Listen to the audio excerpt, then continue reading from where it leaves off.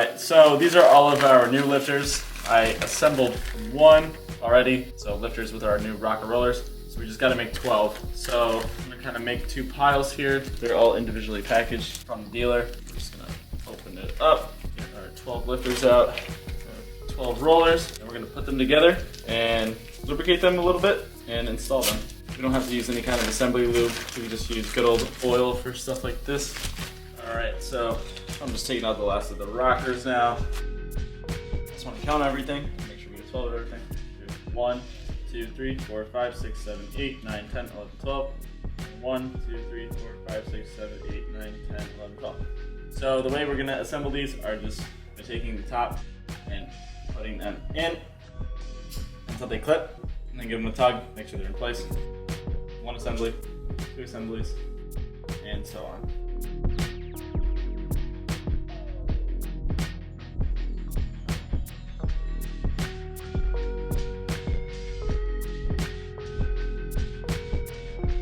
Alright, so just like that, next thing I'm going to do is, as I put them together, I'm going to fill my little oil tool up and kind of just squirt some oil all over them. So it's kind of like assembly lube. You don't really need assembly lube on this type of stuff. So yeah, I'm going to fill this with oil, and then we're going to get back to installing our rocker lifter assemblies.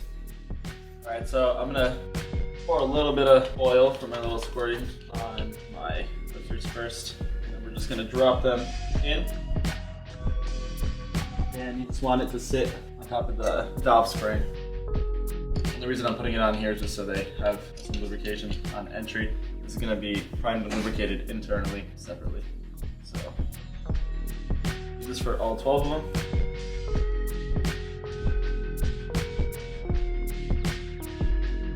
So that's 6 for our intake cam. Now we get to do the exhaust cam.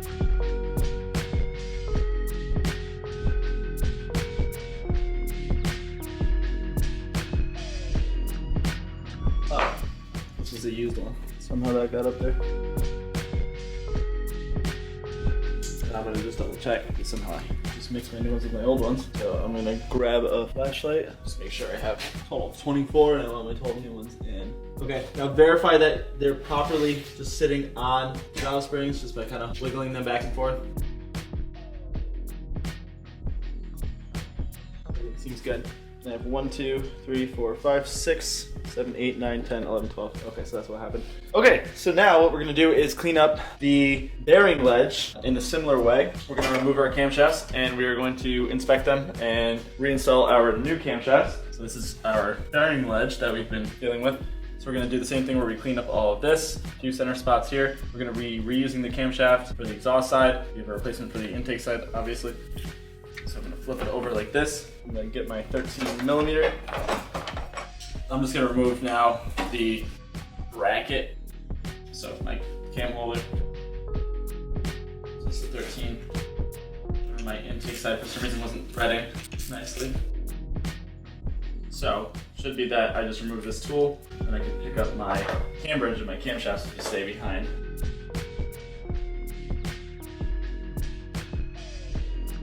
Remove the tool first.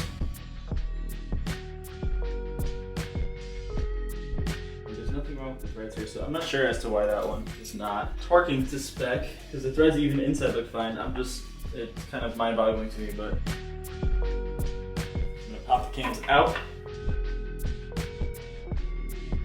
remove the bridge, and inspect our upper bearings for some significant wear. These are also lubricated, the little portholes, and the one that we're most interested in is going to be this one here, which does show some very, very, very, very minor signs of wear, but completely usable. So now we're just going to clean up the bridge. We have this camshaft here, which is destroyed, and it's pretty visible where it's destroyed, which is right over here. Some washers here, metal guys, little clip-in ones that we're probably going to pull off and use. So that's that one. It looks like there might be another one back there. just leave that one like that for now. So that's this one. And then this is our exhaust side, and there is a little bit of damage on that same cylinder to this camshaft, but nothing too much to worry about. So we will be reinstalling that. That's just typical wear for most older engines. I'm not ecstatic about it, but it's not going to cause any issues. So that being said, I'm going to remove this camshaft and I'm going to get our donor shaft, which is brand new. Yep. So we actually didn't have this guy, so I'm just going to transfer this over to this camshaft. And it's going to be kind of compression fit. It's like a bearing washer. So that should be fine just like that. I'm going to just double check the old one and compare. Bring it back real quick from the same angle. We're just going to go across the whole thing and just make sure everything lines up. I think that's the only thing that was missing from our new camshaft. If you look, there are some machining marks in the new camshaft. So then when looking at the old camshaft, aside from the damage done to the lobes, there's actually no damage done to where the bearings are, which is cool. And then obviously I kind of improperly removed the high pressure fuel pump mounting bracket before, and that kind of moved this guy out of whack and it's kind of press fit. So don't do what I did earlier with that. But it's okay because we're not reusing this camshaft. But without taking the high pressure fuel pump off before you took the bracket off, that's what you're risking doing, pulling this guy out of whack. And this is actually like a rotational thing. So it's counting how many times that turns. So if this is all out of whack, you might have some timing codes pop up or camshaft position codes, stuff like that. So that being said, I think I go like this, pretty much lined up. Only difference I see is that on the end here, this piece is pointing that way and this one is pointing this way. And I'm not sure why. So I'm gonna look into that really quick. Oh, never mind, there's just a couple crazy holes. So that's fine. So I'm gonna remove this and we're gonna start cleaning up our cam bridge. So I'm just gonna do this on my bench with my tool.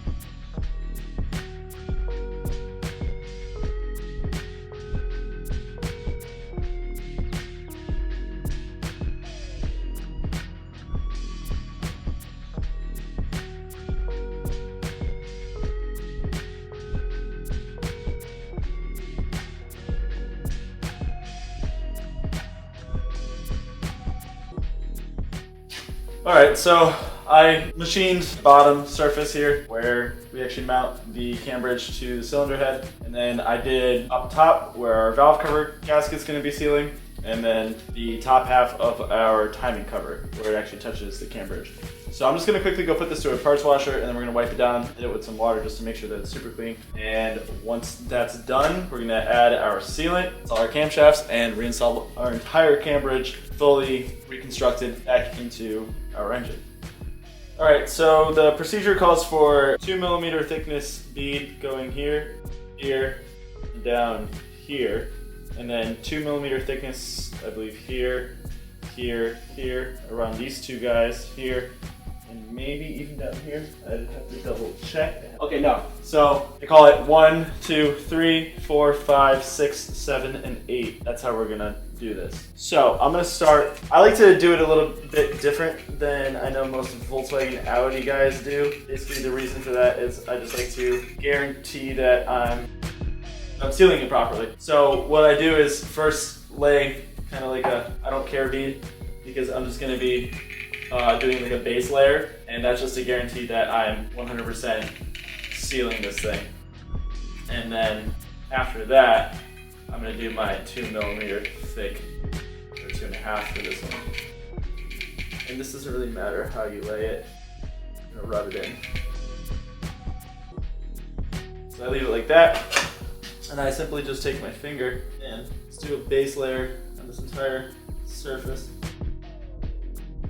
You have 5 minutes to do this entire bit, so we're going to kind of zoom through it. That's the amount of time you have to mess around with this sealant.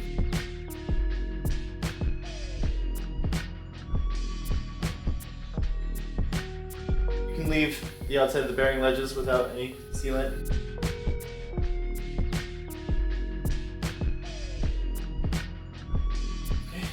Down here.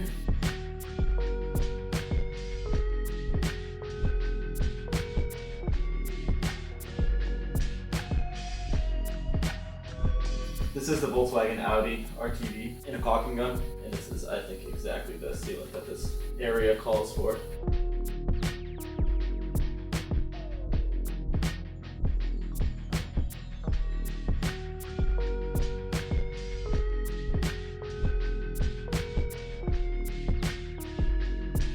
Okay, so just like that, I'm gonna quickly do a little bit around here.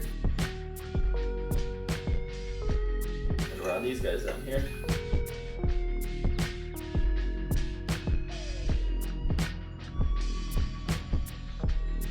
Be mindful of anywhere you might be covering up some kind of passageways or holes that you can go and blow a hole back through it. So like that, and then now we're just gonna go over the whole thing and just lay a very small bead on the inside.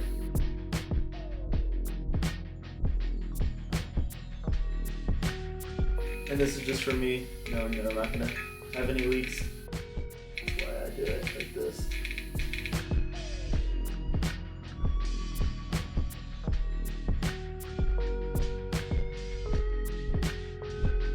Okay, so now that that's done, I'm gonna go and poke through a couple places, like back here. I'm gonna kind of take that out of this hole and then move any extra material that might get compressed into there away, so that when we seal it, it's not gonna be full of RTV. And the same thing for down here. These were pretty big. Like I said, they almost look like O-rings on the car. So I'm gonna leave it thick. I'm gonna go on it at like a 45-degree angle with a pick and make sure that when we seal it, all that stuff is kind of going outwards, not into the holes.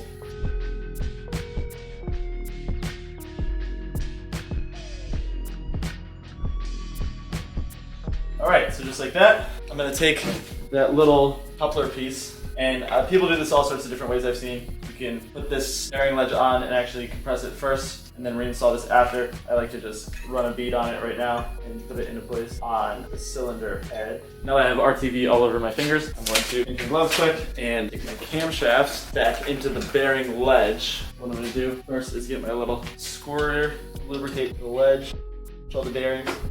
This little lip out here, that's where that little ring that we took off goes. Don't do that one in the back because that's where that little blind plug goes. Okay, now we grab our camshafts and we're going to position them. All right, so honestly, what I'm going to do instead is put the cams in the engine. So I'm going to grab this one and be too fussy doing it like this. So we'll flip back on the motor quick. Just gonna lubricate all my bearings again. I think this is what you're supposed to do. I was just trying to see if I could get it like that, and it probably would have been possible. It just was being a little too fussy. I don't have time to screw with it. I'm gonna grab my camshaft for the intake side and drop it into place. It's gonna be somewhere like that. And then we want it to face up. Exhaust cam after.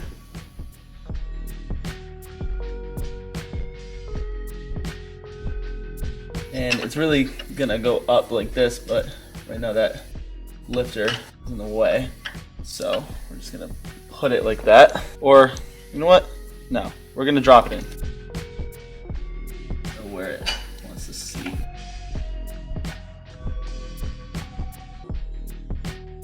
Bottom one goes in like that. Top one. There we go. So we're gonna just let them seat first. We're not gonna worry about the orientation until after we get the cam bridge in.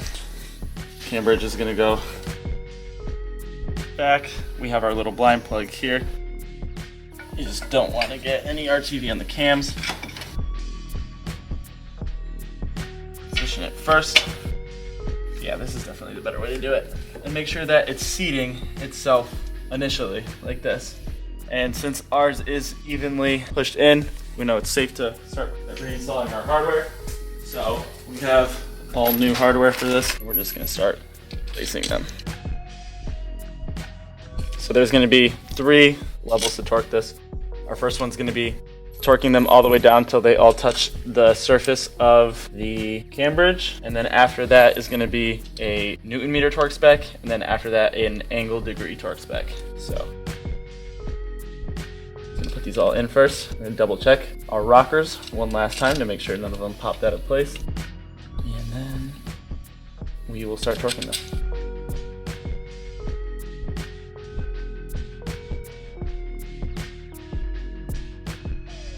Alright, so I'm gonna grab my T30, just gonna put it on extension and just kind of get all these back down to where they're supposed to be. When they touch and stop, that's when we stop.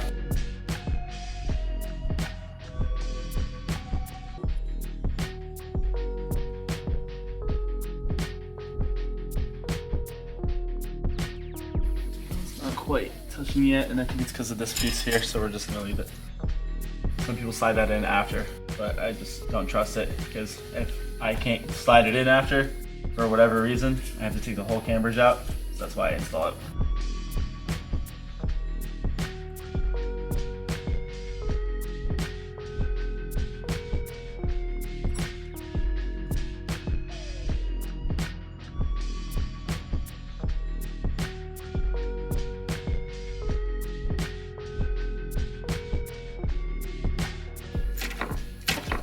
Okay, so now we're gonna do our step 2 of the torque sequence.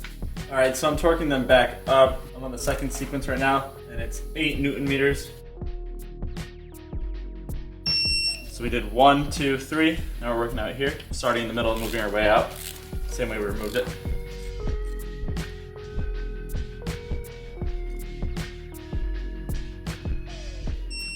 Four, 5.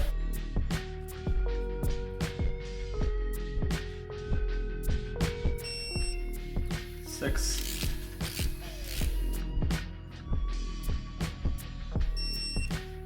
7,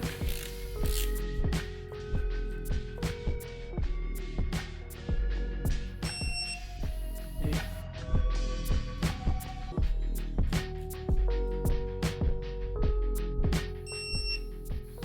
9,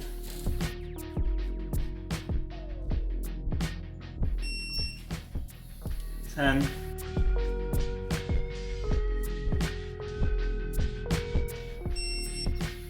11,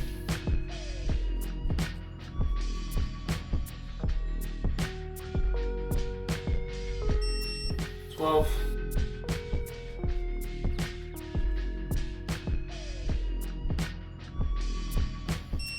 13,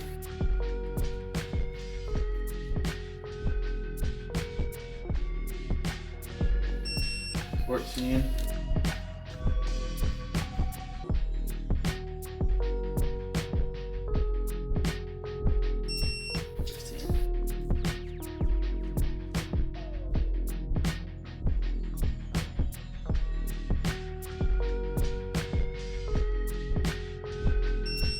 16,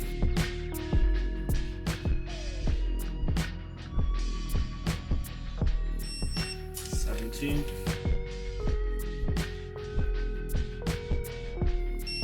18, so here,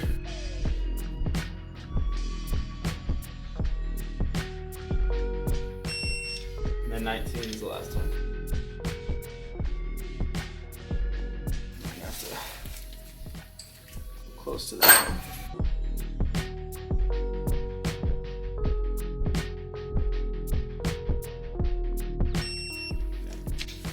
Now what I'm going to do quickly before we move on to the next step is double check that they're all at 8 Newton meters, because sometimes when you move out you kind of see like these are already loosened up a little bit, the amount that we added. I'm going to go in the same sequence and make sure everything's good. See, they all need a little bit more.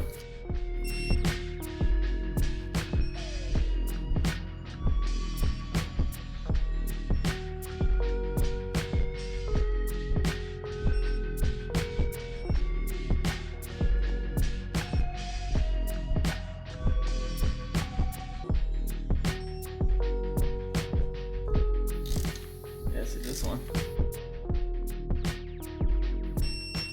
completely loose, so then when we go to do the angle torque, if that one wasn't properly torqued, have gotten the last angle and then it would have leaked.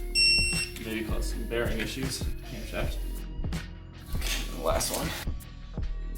Just since there's so many of them, that's why I always double check them. Okay, cool. So now the third step is going to be to tighten a 90-degree angle. So put the tool back on. We're going to go in the same exact sequence.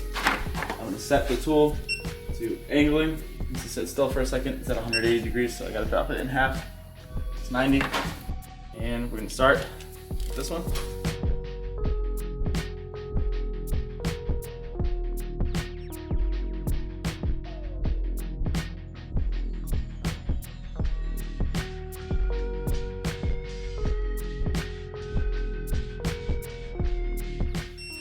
This is the reason why we're actually replacing these bolts, is because they're torque to yield. So this is what makes them unusable, because if you re-torque the old ones the same way, there's a chance that they'll snap or they'll back out. So they're one-time use. But I do know if people were using them and getting away with it.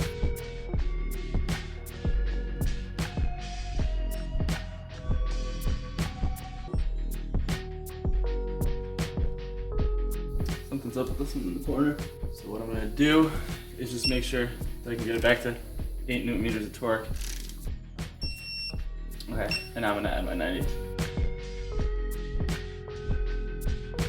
Okay, now it feels good. So nothing's wrong with it. For some reason it was just lifting from all the other ones torquing. But that's probably why it has a 3-stage torque. Also, this is the only one that's not really pushing down on the camshaft. All the rest of them have felt very tight, so I'm not too concerned. And it didn't feel stripped or anything.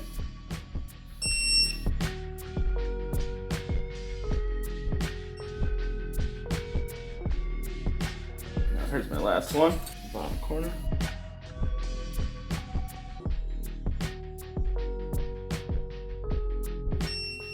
All right, so that is the full torque sequence for our cam bridge. So this being the first time I did it. Looking back now, we could have used a little less RTV on that second bead that went around. It's not terrible, it's just a little bit more than I pulled off. Only on this one is it probably too much, in my opinion. Then we used a lot around that little ring up there, but that's fine. But nothing's really interfering with anything inside the engine, so that's my only comment.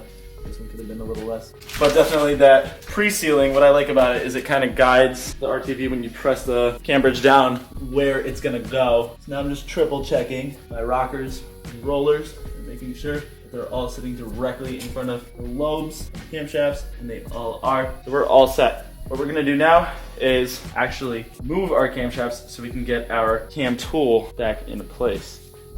Okay, so I kind of stepped away for a minute to figure out what's going on here, for a number of reasons. So when I was going to install these camshafts into the cam bridge, it seemed like a good idea at the time, and it luckily didn't work out for me. And I say luckily because if I were to actually have just taken the time and had some patience to put the tool back in, I would have locked the cams into a position where when I would go to install them onto the cylinder head, the lobes on both camshafts would be opening different valves on different cylinders. So then when I would go to lay this down, it wouldn't have sat flush. So when I put the camshafts in first, in a position where all the lobes are not making contact with any valves, that was the time where I can go and seat the cam bridge properly. So now that it's here, I'm kind of trying to figure out how I can turn the camshafts back into a position where I can put my cam locking tool back on so I can find top dead center and reinstall my sprockets. While I wasn't recording right there, I just went and took out my spark plugs on this side, just with my spark plug socket and an extension, and looked inside my cylinders. And it might not be something you guys can see, but this one's about halfway up. This one's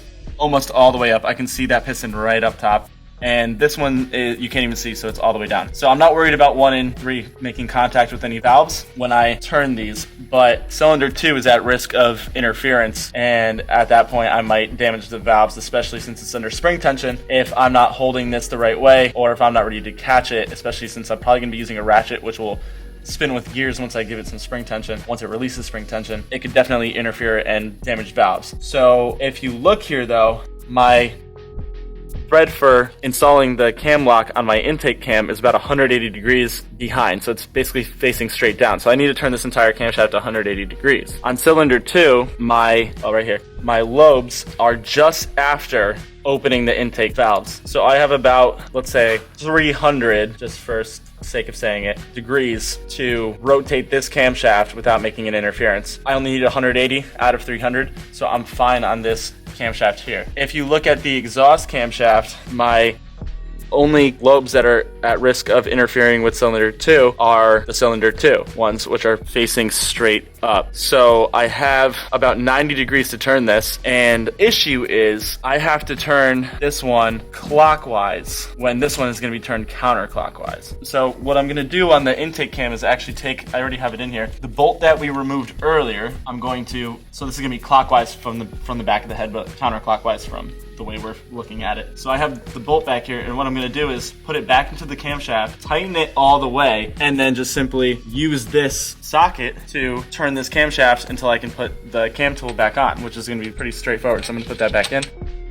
But I can't do that with the exhaust cam, and the reason for that is I need to turn it the other way. If I want to turn it in the same direction, I'm gonna have to turn it over, or almost, for 360 degrees, and I don't have that ability to because of the cylinder 2 lobes. I actually have to turn this one counterclockwise. So I can't put that bolt in, because when I put that bolt in, if I go to turn it counterclockwise, or clockwise from our position, I'm just gonna loosen the bolt, so it's not gonna work for me. I could put a nut behind it and kind of lock it, but I don't want to screw around with things I can't really see, especially on the back of the camshaft. So I noticed down here in the camshaft on the exhaust side, there's a notch, and it goes through on both sides. And so what I did is I took one of my pry bars, little handheld ones, and I took it to my vise and just bent it a little further in my vise, and I can get on both of those slots and move my camshaft counterclockwise and make sure that bolt now is at top dead center. So I'm gonna first try to install this maybe on that one bolt like this, and then we're gonna mess around with the other camshaft. The thing is, I also can't turn the motor right now at all because I still have the other cylinder head locked in place. So I'm just gonna fiddle with this for a bit. We're gonna have some patience here. Make sure we can get everything locked into place properly. I might actually have to have Justin put the camera up on a tripod for a bit and use his hands, so you guys might need some second hands to help you if you're doing something similar. But I think for the most part, you should be able to get this done fairly easily. So like that, I can hold that in place like that just by getting it into the camshaft a little bit. And then I think I need to bend this just a little bit more, so I'm probably gonna put a torch on it this time because it doesn't seem like, actually maybe, let me give it a shot. All right, now if you look at the camshaft, you can see that I'm actually turning it, the bolt. And this is the one I'm gonna be paying attention to. We just wanna be very careful. So that was a different cylinder springing over, which is fine, but we just don't want it to spring over again, which I'm very close to doing. All right, so I'm going to bring this camshaft back. Justin's gonna hold it for me, and I'm going to up a bit. I can attempt to grab the next one. You know what I'm gonna do? Since this one's moving clockwise and the other one's moving counterclockwise, I'm actually gonna start with my intake cam, because if I get it threaded in, I'm gonna keep it from snapping and turning over, because right now it's very close to getting spring tension to throw over one more time. If I have this cam lock in place, it's gonna prevent it from doing that and save me from potentially catastrophically ruining this cylinder head. So right now we're kind of guaranteed to be in good shape. So I'm gonna push over now to where just a minute ago this was really dangerous. I actually just felt it release, so that's the way you gotta do it. And I'm gonna try to catch the thread on the other cam, which I think I'm just a hair off. Going further. All right, so I bent my pry bar even more. I went back to the vise and just hit it a few times with a torch, and then smacked it with a hammer. And that's the angle I got, and it's just perfect to fit this in the slot on the end of this camshaft. And what we're gonna do is just put it in the slot, roll the camshaft over until the point that we can install our pull. And now it's gonna be kind of just a game of tightening one, loosening the other. So I'm gonna kind of work this into place now. Again, just at the end goal is 25 Newton meters. That's what we're aiming for. And let's see if I can lift it up just a little bit more. Okay. So, that being said, I'm gonna grab my 13 millimeter that I was using before and start kind of getting my threads lined up, which they are doing perfectly. I don't think that could have gone any better, to be completely honest. So this just saved us a ton of money and a ton of tools that, you know, are technically necessary to reinstall these camshafts. Oh. And my bolt broke. So what I'm gonna have to do there, that was definitely not 25 Newton meters too. All right, so I don't know. They look like they're straight up to me, so I don't know why this one just broke. It's a lot thinner now that I'm looking at it than I thought it would be. And it's not even that tight. I can literally almost remove this with my fingers. So something was kind of up with this one on the old cam too, so I'm wondering if it's a tool that's no good. I just have to remove the stud, obviously, because now it's in my camshaft. And what I'm gonna do is have to find something with the same thread pitch. And again, the same way we took it apart, I'm just gonna have to get something. I'm gonna torque this one to 25 Newton meters and then just put a bolt through that one so I can't spin it. So I was talking earlier about how CTA Tools has never done me wrong. Look how thin that is too. I would maybe recommend using the OEM one for this one because that is just crazy. Inside the tool, unnecessarily too, because it has the space in there. They dropped the size. I guess the only reason for that would be so that this bolt doesn't actually come out. You can't remove it, but it's kind of senseless. It just created a weak spot and twisted under hand torque when this is supposed to be torqued to 25 Newton meters, which I wasn't even close to. Give me a second. I'm gonna find a bolt that threads into the camshaft. I'm gonna use the old camshaft as a guide and this thread here, and we'll try to figure this out. All right, so did some running around the garage and found ourselves a longer bolt to at least get us through the job. Figuring out real quick that I'm not gonna be able to get it through. There's a dowel. The reason that gets smaller in the middle, which is the reason it broke, is so that these don't come out when they're upside down. So there's like a little dowel there I'm gonna have to knock out in order for me to get this through. So I'm gonna do that now. So I have to sit here and modify brand new tools, which kind of sucks because I spent over $100 on these, but whatever. Gotta do what you gotta do. This is the little dowel that was holding it in place. I just knocked it out with a T20 screwdriver and a hammer. So now we can go back to the car and use our new bolt. Oh, there's just a little burr. There we go. So that's all we need to do to make this work. Sucks. This thing was over $100 and it didn't even make it through one job.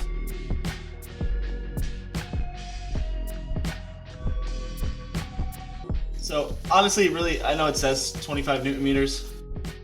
It doesn't necessarily have to be, I guess. And the reason I say that is just because as long as it's held kind of in place and it's tight, it has no way to go anywhere else. Thread in the camshaft is still fine. There's nothing that happened there.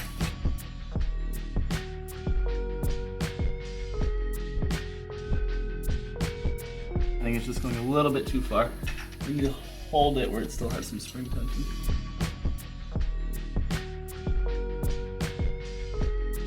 Now I'm gonna be super cautious because the other one just broke literally without like any load on it.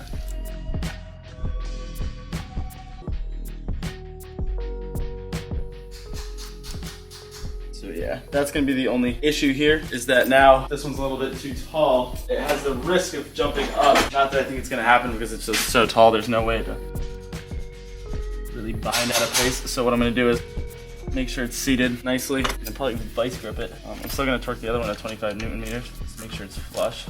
Oh, there we go. And then